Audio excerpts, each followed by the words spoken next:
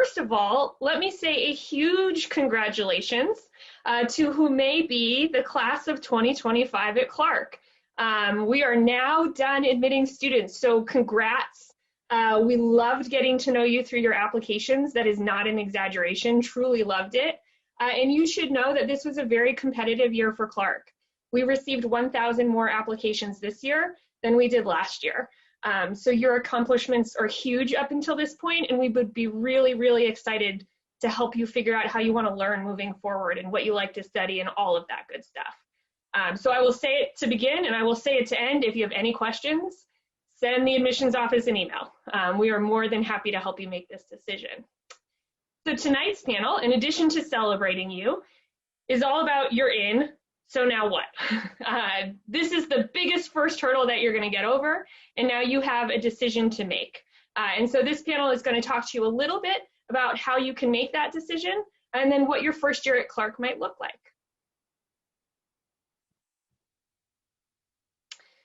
So I'm going to introduce myself and then I'm going to have our panelists introduce themselves. My name is Lydia Mann. I'm the Director of Admissions Outreach here at Clark University.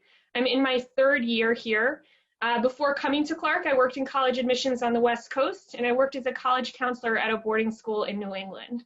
While I was a college counselor, I saw about 80 different college campuses around the country, and it is not an exaggeration to say that Clark stood out to me for a few different reasons.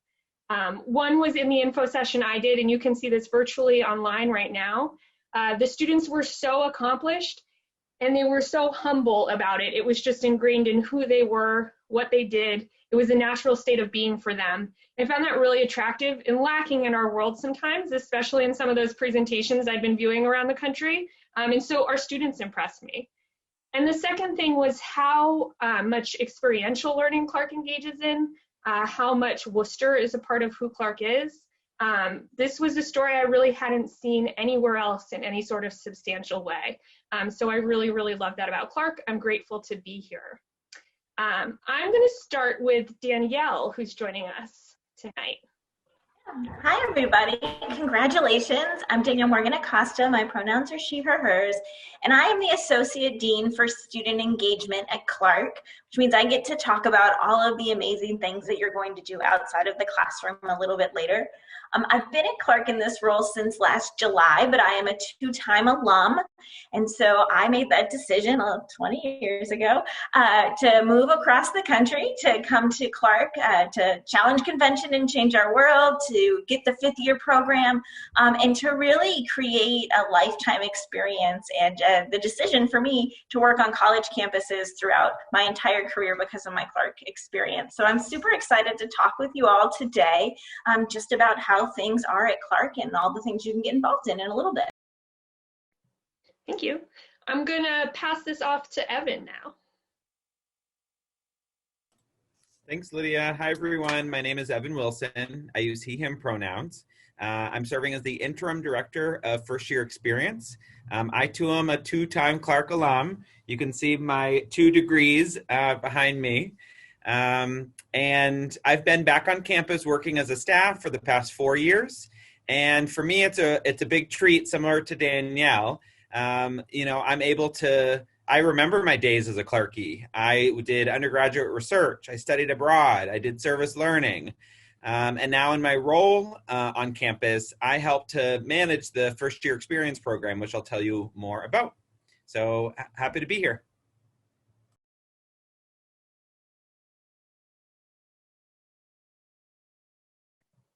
Sorry, I couldn't get off mute there. I'm going to move to Jen. Hi, everyone. Welcome and congratulations. My name is Jen Plant. I use she, her, hers pronouns. I, too, am a Clark alumna, a very proud Clark alumna. I got my master's degree in the English department here, and I've been working at Clark for 21 years, loving it all the while. Basically, once I got my master's degree, I never left Clark because I love it so much. I am the Associate Dean of Academic Services. So if you have questions about anything academically related, I'm your person. Great. And finally, I'm going to introduce Alexis, who is a Clark student, not yet Clark alum. But Alexis, feel free. Hi, my name is Alexis. I'm a current junior here at Clark. I originally come from Los Angeles, California. I use she, her, hers pronouns. And right now I'm studying international development and social change with a specialization in peace and conflict studies and a minor in environmental science. I'm just really happy to be here and hopefully shed some light on the college transition. There we go. Everyone has bad days. I apologize. Transition period. And yeah, just congratulations on this part being over. Congratulations. Great. Thank you all. It's funny, we did this group one time earlier in the winter for students who had applied early action. And while we were in the panel, I learned that everyone in the panel except me is actually a Clark alum. So I think that speaks very highly of Clark alumni, that that's who I would pick very naturally. And they all happen to share one thing in common. I know you're going to have questions throughout this panel. Please ask them whenever they come up. Here at Clark, we use the Q&A feature. So if you hover above your screen or at the bottom of your screen, that's usually where it is on Zoom, you'll see something come up. There's a chat option. If you're having problems with technology, chat us. We'll try to fix it right away. If you just have a question about something we're talking about or something you want to learn more about, that goes in the Q&A, and we'll answer those at the end. But we'll save a decent amount of time, most of the time, to get straight to your questions. So I'm going to start and talk a little about choosing Clark. So if you're in this session and you have already chosen Clark, thank you. We cannot wait to have you here in late August. But for many of you, this is probably, yes, the hurdle of being admitted is over, and now there's something that you didn't even consider earlier, which is the hurdle of deciding where you're going to go. And sometimes that is even the harder part. In a condensed period of time, it can feel high stakes. And in today's world, it means that you can't always visit. So what are some ways that you can explore Clark right now? If you haven't seen it yet, we have tons of virtual programming going on. So this is just one of many, many special sessions that we're going to lead throughout March and April. This week, we also have something on understanding your financial aid award, and we'll move into things like the PLS requirements, which is part of our academic program, all the way to clubs and organizations that you could join in a session on that. So please look at those. We also have tons of live tours happening virtually. They happen via Facebook, so you sign up and we send you the link. You can get a tour of campus, but we're also doing special tours. So you can get a tour of some special buildings on our campus, like a science center, an art center, Dana Commons, some different spaces that you might be interested in. And in addition to that, some chances to get to know each other. We've been playing trivia on our student app called Zeme. If you're not a Zeme member, students, download it. It's pretty fun and you can get to know each other that way. We're hosting mingles on Zoom where you can get in breakout rooms with current Clark students and ask questions. So just sign up for whatever would be helpful. And if you need us to find something that's not on that list, email your admissions counselor and we will do that. We are open for visits. So I will say this with the follow all health regulation guidelines, travel guidelines, all of that. And when you do that, we would love to see you here at Clark. We had a really successful fall semester being open, and we look forward to having the same kind of successful semester this spring being open. So we are offering self-guided tours. That means you come up, you pick up a map. It's a special map with some stories behind it so you can learn about the buildings. And you can take yourself around campus. It's all external. You can spend as much time as you want. We'll give you a restaurant recommendation if you'd like. Or you can do as an admitted student. You're the only group that we're doing guided tours for. So it would be just a tour guide and your family, whoever you want to bring, going around campus, mostly external. Very recently, we did get permission to go inside of a few buildings, and we hope to leave that open all spring. But you may get a chance to walk through our university center or the academic commons, which is the first floor of our library. So sign up for those. Once you've explored Clark and you've really learned as much as you can and sort of absorbed the culture, the academics, what happens after Clark with the alumni network, all of that stuff, if Clark is right for you, you head to the admitted students page and you press deposit. Once you hit deposit, everything we're going to talk about next starts rolling for you as an admitted student. So with that, I'm going to ask Jen to talk a little bit about the first year experience, first year advising and the FYI. And this is a process that really starts during the summer at Clark. So I think at Clark, we always start with academics, so it feels natural here too. So Jen, would you talk to us a little bit about what that first year academic program looks like? Sure. I want to start by mentioning that there is no shortage of support for students at Clark. Before you even step foot on campus, you're going to connect with someone who is called your summer advisor. Your summer advisor is going to contact you. This is going to be either a faculty or staff person at Clark. They're going to contact you sometime in early June, maybe late May, but probably early June, and they're going to introduce themselves to you and help you think about fall classes. You're going to set up a phone meeting or a Zoom meeting or a Skype meeting, whichever is easiest for you, with this summer advisor, and during that meeting, you're going to choose your fall courses. This person can also answer any questions you may have, and if they don't know the answers, they're going to connect you with someone who does. One of the courses you're going to choose during your summer advising meeting is something called a first year intensive, which is also known as an FYI. FYI courses are small courses for first year students only, and they let you begin your Clark career by developing close relationships with a professor and a group of peers who share your interests. There are many FYI courses offered during any given fall. Some of the courses offered in the past include race, racism, and racialized harm, the witch craze, the psychology of bilingualism, economics in the world economy, American musical theater, and that's just to name a few. No matter which FYI you take, you'll learn in a supportive environment, and that in that class, you'll build crucial skills that will increase your confidence and success in other courses. Your FYI professor is going to be your academic advisor until you declare a major, and this person will help you navigate your transition from high school to college. Once you declare a major, a faculty person within that discipline will become your major academic advisor. You're going to start receiving communications about the FYI and other courses in around late May or early June. Once you deposit, again, the information is just going to start rolling, and a lot of it is online. Some will be sent via email. So you'll be able to take a look at the PLSs, the Program of Liberal Studies requirements, first year intensives that are being offered, and you'll be able to look at all the classes and talk through these with someone who is knowledgeable. And with that, I'm going to turn things over to my colleague, Evan. Thank you, Jen. Yeah, so Evan is leading what is a fairly new program for Clark, the first year experience in a program that we call the Clark Navigator. And this takes everything Jen was talking about in the classroom and puts a little extra on it, helping you navigate both what it means to be a college student, but also what it means to be a college student at Clark and in Worcester. So Evan, do you want to talk a little bit about it? Great, yeah, thank you. So again, hi everyone, my name is Evan Wilson, and I'm overseeing the Navigator program, which is Clark's first year experience program.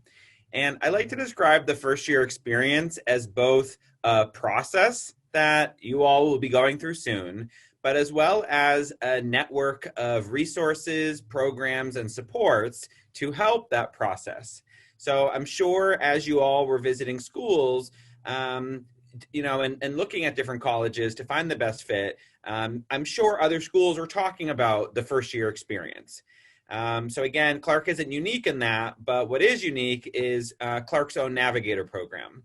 So like Lydia mentioned, we unveiled the Navigator program this past fall after working on some pilot projects to see what was the right model. And, you know, we were planning the Navigator before COVID happened.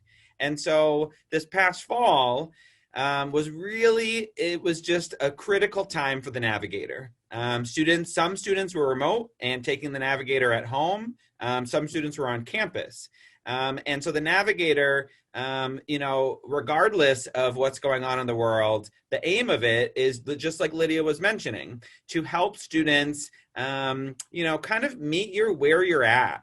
It's not a true quote unquote class, but it's also not, you know, the university at large. You know, sometimes it can be overwhelming. How do I get involved in a club? What do I do? So the Navigator is a weekly class, a weekly time where students come together in a small group of their peers, and they meet with an upper class peer mentor. So that's one of the hallmarks of the Navigator program. Well, a couple I just named. One is that it's a small group of your peers led by a peer mentor, and that's always definitely a highlight. You know, this is a peer that you can go to ask questions, to get advice, help troubleshoot what's going on. And then in that group of peers, led by that upper class peer mentor, like I was just saying, you're getting those questions answered that you have. You're finding out resources from your peers as they start to use them. And then all throughout the semester, you're engaging in discussions and workshops on topics that again, you know, cover personal, social, academic, really thinking about the broad scopes of what it means to be a student. And so we know, of course, you know, the college experience is largely about academics, but we know that you can't fully show up if you're not feeling connected and supported. You know, and then another part that I would say of the Navigator is also encouragement and support to get involved on campus. Some students might not need that. You're like ready to dive in, and other students might need that. And it's a-okay, you know, wherever you're at, it's that important acknowledgement of saying, you know, I'm me, here's who I am. And, you know, the Navigator is that time and place to get connected with larger resources.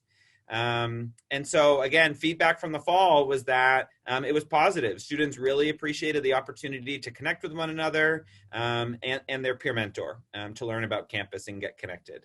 And to the last point here on the slide, you know, do you need to do anything special? Nope. Because when your summer advisor reaches out to you, registering for the Navigator will be part of the process. So I think that's it for me. And the last point around orientation is a nice segue to introduce Danielle and have her share a bit more. Thank you.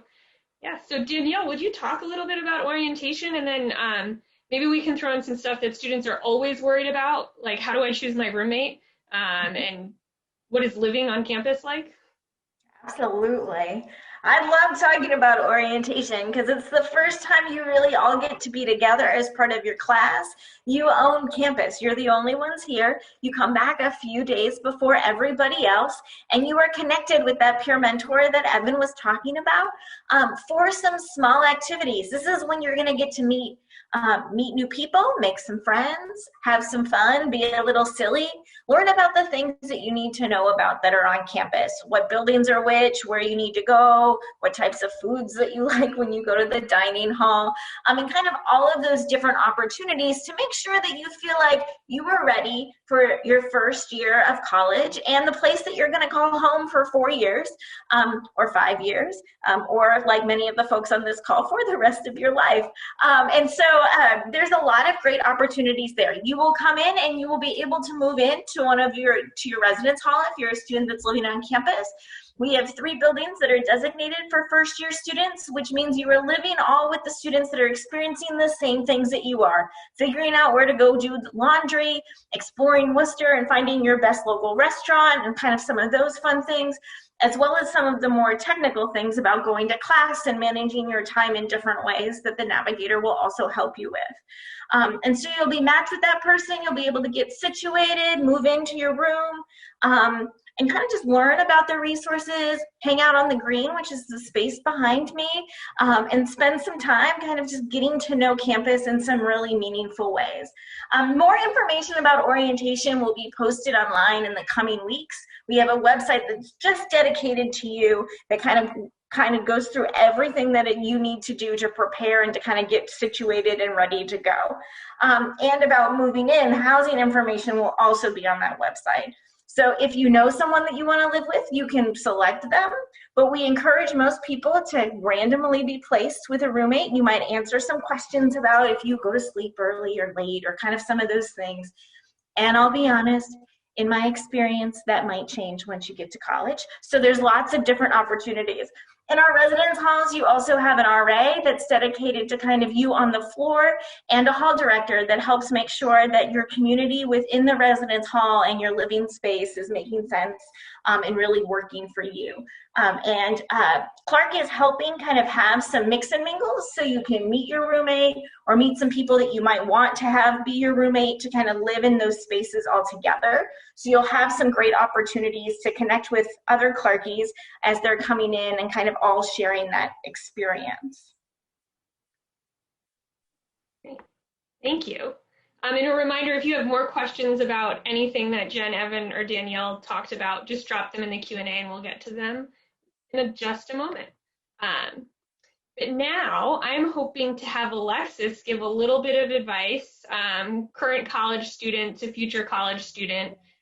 You came from California, so you came from pretty far away. What was the transition like for you, both coming to Clark, but also do you have any pro tips, anything you learned while making this choice, advice that you would give to other students who are currently about 6 weeks away from May 1st? For sure. May 1st was such a stressful deadline for me, and I imagine it is for all of you as well. And I think that back when I was giving a ton of in-person tours, I would always give the same advice, and I think it's really applicable now more than ever, which is, 50% of the school experience that you have is going to be based off of the opportunities there and the resources and the professors and everything like that. But the other 50% is how you approach going to college and like the choices that you make, right? Because all of the resources at Clark are here, and this is you, and you have to move like an inch, right, to get to all of them. And they're all like at your fingertips, but you have to send out an email, you have to do something, because we're a pretty small school. And where you're supposed to go, I think, is really where you'll end up. I didn't have that crazy feeling when I got on campus the first time that was like, oh my God, I'm meant to be here. And I was always looking for it and freaking out that I wasn't getting it. And then I came here. Actually, to be completely frank, I came here mostly because of the financial aid I received. And I was like, oh my God, thank goodness that I'm here, right? And I have friends that I know I'm going to have for the rest of my life. And how I made those friends, aka my pro tips for transitioning, are I think the best thing is reminding yourself that every single person, unless they've been to boarding school for like years and years and years, is also away from home for the first time and freaking out and nervous and excited and just like, oh, holy crap, what is happening right now? And just throwing yourself into things. Really at first, I'm on an improv team, and my improv team just took 2 new members, and they were freshmen that came in during a pandemic, and they're both so busy, because they threw themselves into things because Clark gave them those opportunities. So our scheduling right now is just such a nightmare, but it's awesome because they all have stuff that they're already doing as freshmen, having just done a first semester in a pandemic. And so there are always going to be opportunities. Like there are over 136 plus clubs, and we're a campus of around 2,500 undergrads. That's crazy, right? We have a beekeeping club. We have like world ranked MUN. We're technically one of, I think, the happiest schools in the country. If you look up like the top 20, right? So Clark has just all of these opportunities and things. And for me, the transition is all about actively choosing to take them, because you can, honestly, it can be hard to transition. And, regardless of that difficulty and of that homesickness, making the decision to try, even if, you're dealing with mental health stuff, even if you're moving from, somewhere outside of the country, making the decision to try, making the decision to like try and let people in and just be part of things is so amazing, and the transition is so much easier when that happens. And could I also ask you, Alexis, a little bit about that academic transition too, and if faculty were helpful advising all of that?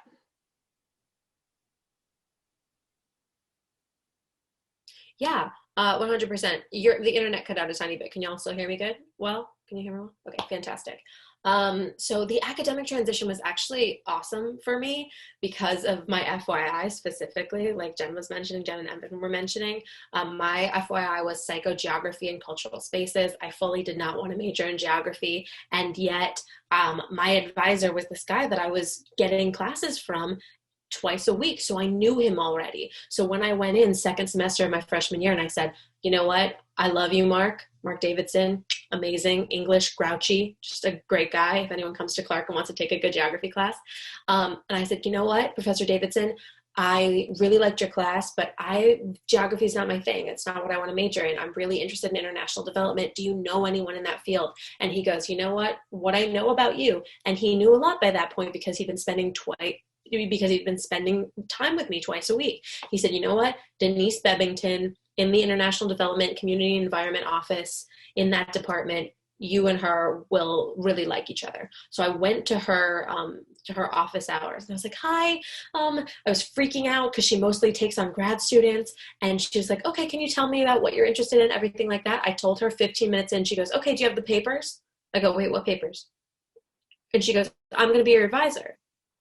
And I just kind of had this moment of shock, like, oh, it was that easy to get someone to just say, yes, I'm going to be your advocate. Like, and I'm going to be this person who guides you on this academic journey. It was that easy. And additionally, something that I feel like feels like bragging, but advisors at Clark have maybe up to 20 advisees, whereas at other schools and larger schools, they have like hundreds. So your advisor, I'm meeting with my advisor tomorrow, and it was like easy as pie to set up a meeting with her. We're going to talk about my honors thesis. We went from, oh my God, will you sign my paper, to what's my honors thesis going to be about? Let's talk about extractives in Latin America. Let's figure this out. So for me, the academic thing and the academics transition was facilitated so well by my advisors and by people who were letting me be passionate about learning and about the niche learning that I wanted to do, that were in that field, like they were doing field work. It's just a kind of realm of academic passion that I had never been involved with before. And so that makes the transition a lot better. And I came in undecided. Thank you. Yes, most of our students do come in undecided or switch at some point. Thank you, Alexis. Mm-hmm. So I'm going to move to the Q&A portion of the webinar. So if you have any questions, just make sure to type them into the Q&A and we will get to as many as we can. There was a question that I'll go ahead and answer. Is Clark going to allow students to sit in on online questions? The answer is yes. We're doing something that we're calling Clark in Session. It's a 2-week special period just for admitted students. It's April 5th to April 16th. If you go onto that website, clarku.edu/admitted, I'll put it in the chat in just a second. Scroll down to the bottom and you'll see Clark in Session, and you can sign up for classes there if you'd like. We ask that you sign up for only one to start until you hear more from us, and it may just stay one. But we do want to make sure that all admitted students have the chance to do this who want to do this. And we also want to make sure that our current Clark classes stay small, even in an online format like they're supposed to. So we are really excited about this, and just make sure that you sign up for one, so pick your favorite wisely. So yes, we're excited to offer that. There's also a question in the chat, Danielle, this might be a good one for you, about housing being, do students have to live on campus? And what does that look like, specifically in the first year, but throughout? Yeah, housing is guaranteed for our first year students. You can fill out a form if there's a reason why you don't think that you should be living on campus. And we encourage folks that are able to take advantage of kind of being a part of that community and being connected, so that you are so close to all of those clubs and those different activities that are taking place. And there'll be more information about the housing process and the forms. There's already some deadlines posted online already, but you can find kind of some more information and all the documents that you need online in the coming weeks, as there's more information for how you can connect and find some roommates. Thank you. And I just put the wrong email address in the chat, so I'm going to correct that in 1 second. You can find our homepage by doing what I just did. But another question, average class sizes. Jen, do you want to take that one? Yeah, sure. I think it depends, which is sort of a non-answer, but there are many classes that are smaller, so anywhere from 20 to 30 students. And then there are some classes, specifically things like biology 101, chemistry 101, those sort of psychology 101. Those classes are the lecture portion of those classes. And we're talking about maybe 160 students. That said, those courses are always very careful to have additional discussion sections, which are smaller, 20 students usually, if not fewer. So even though there are some courses at Clark that are very, very large, there is always the opportunity to, and the requirement, I should say, to meet with a smaller group of students so that you get more time with the professor to ask any questions and really get a handle on the materials that you're learning. Thank you. There's a question in here about whether or not next year will look like a quote unquote normal academic year for college students, and I will try my best, and please all panelists, if you want to weigh in on this in any way, please do. It's our goal. I think it's the world's goal to have some type of normalcy return. Here in Massachusetts, everyone in the state will be eligible for a vaccine beginning on April 19th.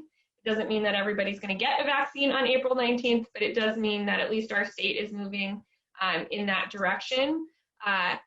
We did return to campus in the fall. We left, so we had a sort of a condensed semester. We came back in late August, and we left by the time Thanksgiving hit. And then students had an extended break. So where students usually return in January, they returned in late February. Over that extended break, we ran our very first winter session, where students could opt into classes for a certain amount of credits if they'd like. And that was any full-time enrolled Clark student could do that for free. So it was sort of a nice way to take some virtual classes from home. But now our students are back on campus. And it's always been the student's choice. Do I want to learn remotely? Do I want to learn in person? Or do I want to do some type of hybrid? And it's been our faculty's choice too. So some faculty are very comfortable being in person and some people can't be in person. But I think it's worked out really well this year. And I don't know if Alexis or anybody else has anything to say about that, but I think for the most part, students are having the experience that they wanted to have. As much as you can want something in this time, but if they wanted to be in person, they can be in person. So even if it's not normal by next fall, I would assume that Clark is able to pull something off. Yeah. Lydia, do you want me to speak to the experience of being a little bit? Yeah, okay. So I think that the most essential thing for me right now is that I know that part of what is so important and special about Clark, and I know this for a lot of people, is the community aspect, right? And unfortunately, that dies down a bit during COVID, right? But we're getting tested, or at least every student is getting tested every 3 days. We're very much in this bubble where we feel safe. I feel safe going to classes that I have. I went to a class this morning and was able to talk with my professor, sit in a 3-hour lecture and feel like, you know what, this is okay. Like obviously windows open and everything, socially distanced, desks and things like that. But it's so nice because the professors are also very invested in making sure that the education doesn't change as much, right? And so they're even more available for office hours online now, or even my advisor and I know I keep talking about her, but I just love her a lot. In summer, we grabbed a socially distanced coffee and we talked about like my future. They're very much the professors and the clubs, all of that, we're all very invested in making sure that our mental health stays good as well as our physical health, right? And a lot of that is continuing and trying to think through having clubs. Like there are productions and rehearsals going on right now. My improv team is meeting and rehearsing in safe, open spaces, right? So, and as things get warmer, things are just going to become even better. And I think that about next semester, we're kind of creating these dynamic ways to create social opportunities. Even with Wellness Day tomorrow, there's going to be like a food truck outside. People do socially distanced yoga together. It's a day where we have no classes because Clark knows that it's really rough to do school in a pandemic. And so they're giving us a few days off during the school year, just like randomly, and giving us little events and like food and stuff. So I think that even if things aren't back to normal by September, I think that we will have made even more strides in creating spaces to be social and to be in person that are safe, which we've been really navigating, in my opinion, very well thus far. Thank you. This is sort of a fun question. So it's geared towards admissions, but I'd love if all the panelists could just quickly say what they think of Clarkies on campus. So the question is, how do you identify future Clarkies? What is it about the applicants that you see in them? The answer from admissions is we want students who are involved, curious about the world, not afraid to fail, but when they fail, they try again.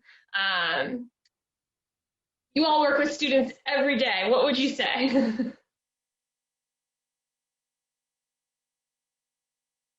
Inquisitive. I think someone who's inquisitive and like has a lot of different intersecting passions, because I don't know anyone at Clark who just does one thing.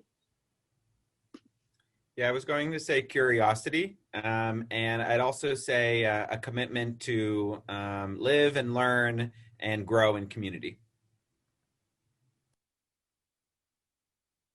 Yeah, someone who's really engaged. There are many things I love about Clark students, but Clark students really are engaged in their education. They're engaged in the world. Somebody mentioned inquisitive, absolutely. They're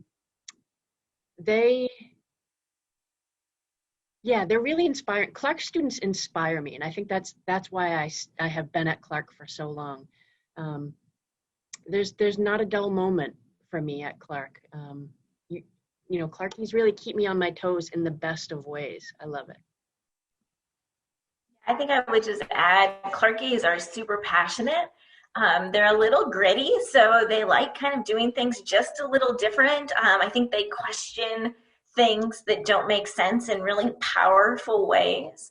And they are tied to each other. Like it's a community of caring. Like people who like dogs on campus, like that, just a genuine like love that kind of permeates that I think comes from Clarkies. Thank you. There's a few questions in here about adding classes to the Clark in Session program that we're going to be running in April. We are going to be adding a couple as we go along. Unfortunately, and fortunately, it's a double-edged sword because we are a hybrid model right now. Some of the departments are only doing their classes in person. And so if you see a department that you really, really wanted to learn about by sitting in on a class and there's not a course available, it's probably because that class is not a virtual class. It's probably because it's live and in person. But I would recommend that you email admissions@clarku.edu, which is on your screen, or reach out to your individual counselor, and we can at least get you in touch with somebody who's majoring in that, a faculty member from the department, and we can find a different way for you to get to know it. A question, we've alluded to it, and we'll learn more about it in different sessions later, but the program of liberal studies. For somebody who's new to that, what is it? And that might be for you. For me? Yeah, the program of liberal studies. Yeah. So the program of liberal studies is basically the foundation of a liberal arts education. We require at Clark that students have experience in a number of different areas. And so, for example, one of the requirements in the program of liberal studies is a historical perspective. So what we ask is that students expose themselves to history-based course of some sort. It doesn't have to even be from the history department. The philosophy department offers a history of Greek philosophy course that fulfills this historical perspective. And we have several others. You can read all about them online. But basically what we feel is that, you know, if students have a solid liberal arts foundation, they are going to go out into the world and be more inquisitive and be more engaged and really have a good foundation for how to be in the world. Yeah, so that in a nutshell, that's what the program of liberal studies is and why we ask students to complete it, if that made sense. Yeah, thank you. And we'll have an entire 45-minute session just to the program of liberal studies. And if you can't make it live, we do record all of these and put them on the video recordings page. Evan, I think this one is for you. It's about the FYE and how wellness and student well-being is included in that program. Yeah, absolutely. So, I think I was mentioning it earlier that, of course, we know that the primary focus of college is to come for an education and to get a degree. But, if you're not feeling connected with friends, if, you are experiencing mental health challenges, we know that can prevent you from fully showing up in your classes. So, part of, again, being prepared as a student is thinking broadly about wellness. So we have conversations about what does self-care look like?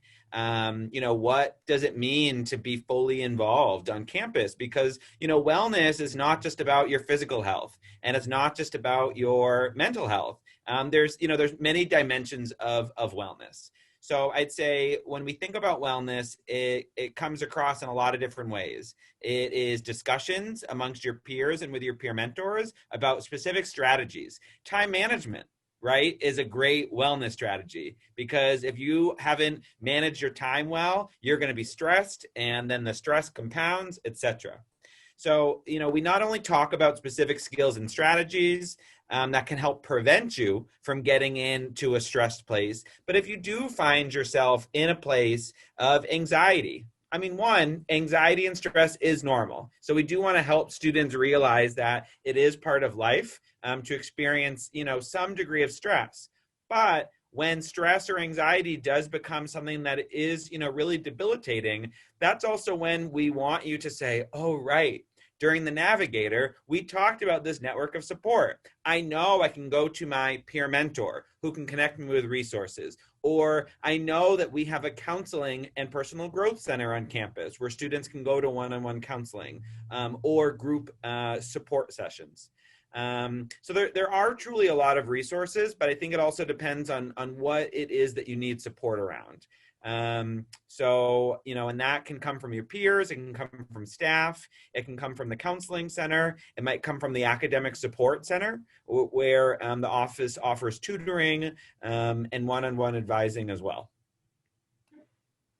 And Alexis, I know that you wanted to say something about just the culture of wellness and support around wellness on campus. 100%. I think this is a really important part of any school environment, and Evan put it really well, like talking about all the resources we have. But in addition to the resources, there is just this culture that permeates, I think, the community at Clark, where you talk about mental health, and it's very much not something that you deal with on your own. I was actually struck by that a lot when I first got to Clark. I had never talked about anxiety before. I'd never talked about depression before. I had never talked about things of that nature before. I didn't understand them really, or even, other things. And all of my friends were able to talk to other people about those, find those support systems, because they were open about the fact that they were going through that stuff. And that was like so important to me. And it kind of changed the way that I viewed my mental health and the way that my friends and I became our own support systems for each other, in addition to using the Clark things that Evan mentioned. So I just wanted to kind of add that that's a really important thing about Clark and about understanding who we are and how we are, is that we talk about mental health. And we're cognizant of the fact that it is something that a lot of people deal with, especially now. And that culture, I think, makes us really unique. And I just wanted to put that out there. Thank you. I think we're going to do two more questions. The second to last one, probably for you, Danielle, is just the nuts and bolts of that first year housing. Or am I going to be in a double? What are my choices? All of that. You can see some pictures online. We have for first year students Wright Hall, Bullock Hall, and Dana Hall. Most of the rooms are doubles, but we do have singles. We have a few triples, and those are all community style spaces, which means that your hallway is going to be kind of the space where you're going to be able to mix and mingle and see lots of people as you're kind of engaging. All of those buildings have community lounges on the floors, laundry inside, and kind of just some opportunities for connection in addition to those RAs. And then as you go into your sophomore and junior and senior year, if you're still living on campus for juniors and seniors, we have a variety of different options. We have some suites and kind of some other spaces that you can pick and choose, and you get to decide who your roommate is and where you're going to live. I actually love the size of our first year buildings, having worked at lots of different places. They're like the right size to make sure you have a lot of community, but not be super overwhelmed with how many students are living in your space. And so they're a great opportunity for kind of some of those small connections and interactions. And then oftentimes they're the students, again, that are in your FYI, that are part of your peer mentor group, that are in your navigator class, and then end up joining the clubs and kind of spaces that you're going to be in as well. Thank you. Answer two really quick questions. Somebody asked if the tours are available on the weekend. They are. If you want to come on a day where those one-to-one guided tours are full, you can always do a self-guided tour. We'd be more than happy to see you on campus. And while you're doing your self-guided tour, we actually have some students stationed around campus wearing matching t-shirts. So you can still ask questions and get a Clarkie perspective if you'd like. The other question was, when is the deposit deadline? This one's very important. It's almost universal, not quite, but for most colleges, they're going to ask you to make your decision by May 1st, and that's true at Clark. So May 1st is really the date that if you're planning backwards, that's the date I have to sign a piece of paper, pay a deposit, and I need to do all of this stuff before that. So that's how you're going to design that backwards. And then the last question, if everybody could briefly say, what is your favorite Clark tradition or experience at Clark? Let's see. Trying to see who looks ready. I'll go first, and I'm going to link it to a question that I saw. One of my favorite, I think, traditions and opportunities at Clark is undergraduate research. So when I was a Clarkie, I did a number of projects, a summer-funded project with a faculty member, an independent project, and I also worked as a research assistant as a graduate student. So, for me, it's just it's those meaningful opportunities to take what you're learning in the classroom and to apply it to meaningful real-world projects. And so it not only kind of takes the learning off the book and out of class into the real world, it's adding onto your resume and adding, to your own experience. And so for the question in the chat about how do you get involved, it's Alexis's advice. It's about showing up and saying, hey, I'm interested in getting involved. And just by starting to build connections with faculty, that's how you start to find out what are their labs, what are they doing, what are the opportunities. So that's one of my favorite opportunities. Anybody next? Alexis? I have so many. This is a really hard question. I'm just going to go real quick. 3, my improv shows, they're surprisingly well attended and they're really raucous and fun and just bring people together, which I really enjoy. And I miss, obviously because of the pandemic. 2, Elephant Thursdays. If you're dressed in gray, people with elephant hats will come up to you and give you a picture of an elephant, and you can redeem things at the end of the year if you remember to do gray on Thursdays enough, which is fantastic. And also, I think they're a secret society? I am not sure. And then the third one is definitely just stuff like today. Everyone was out on the green, enjoying the nice weather, hanging out, just being together. And that's a great experience in itself, because I'm sure that everyone else is going to mention gala and spree day and stuff like that. I was going to mention gala. International Gala is really, it's a blast and it's so impressive. The other favorite of mine, and I was a basketball player, so I'm a little biased, but I really love Midnight Mayhem. It is so fun. I think just to round that out with all the great activities that we have is just the opportunities. Those are my favorite memories at Clark. Taking a class at the Antiquarian Society with a whole bunch of people from different schools in the consortium, getting super involved in clubs and creating things on campus, or going and seeing a jazz concert and a play and an improv show and an a cappella group all like in the same weekend. So there's always so much going on, and then campus is just this beautiful space. And so wandering around on it and being able to do homework and then kind of chat with a professor and then go into kind of hanging out and creating with your peers, I think makes Clark just an awesome, just gives me like warm fuzzies. Okay, thank you. I think experience-wise for me, it's probably our 5th year program. If you don't know about it yet, this is a real bonus to being admitted to Clark. You actually have the opportunity to earn your master's degree tuition free. So there are about a dozen different master's programs that are eligible. You can look at the accelerated degree program on our website to see what they are. As a junior, you apply to the one you like. If you are accepted, you start taking master's level courses senior year. You stick around for a 5th year, it's tuition free, and then you earn your master's degree.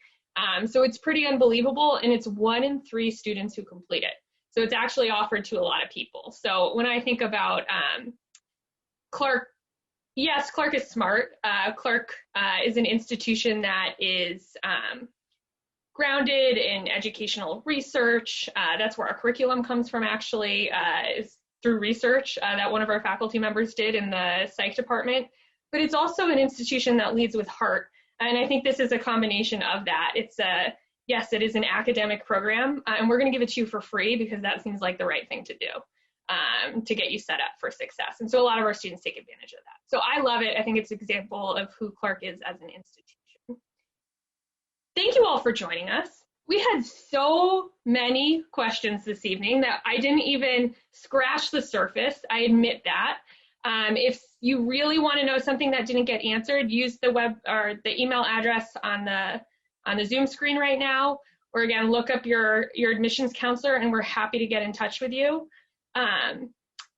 Join more webinars because they're going to cover a lot of these different topics. And most of all, just take a deep breath tonight. You did it. You've been admitted to college. This is going to happen for you. And we are so excited that you applied to us. And we were really impressed by every single one of you. So thank you, thank you, thank you. And thank you to everyone on the panel who joined me as well. Have a good evening, everybody.